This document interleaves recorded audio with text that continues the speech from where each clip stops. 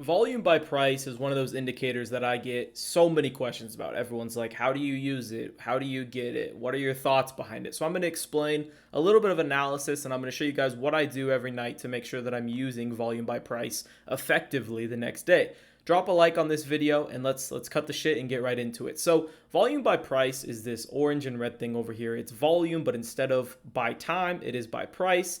And the way I look for it is I look for peaks and I look for valleys. And we're going to kind of annotate both so that we have those levels for the next day. First thing we're going to do is we're going to find a peak that aligns with a support or resistance area, and that is exactly what we're seeing right here. So first thing we have right here is we have a heavy support zone here. Since price is above, we have a very strong support here. It's backed by this volume peak, and it is also backed by this price bouncing multiple times in that area today. We could even push it back a little bit further there.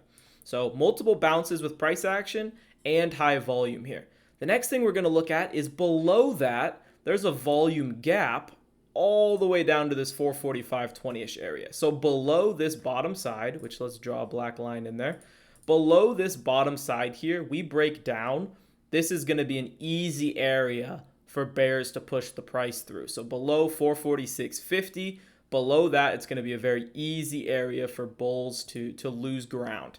Same thing can be said for above 447.50. Not a lot of volume from today because that's also a resistance from, these three peaks today. So above that, which we are currently at, and we saw the movement, there's not a lot of resistance up there.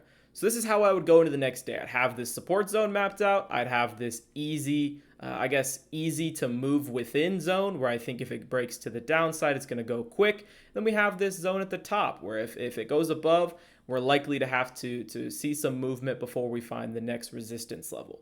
If you guys have any questions, make sure you reply with them. Make sure you DM me. I appreciate you guys watching these and have a good rest of your night.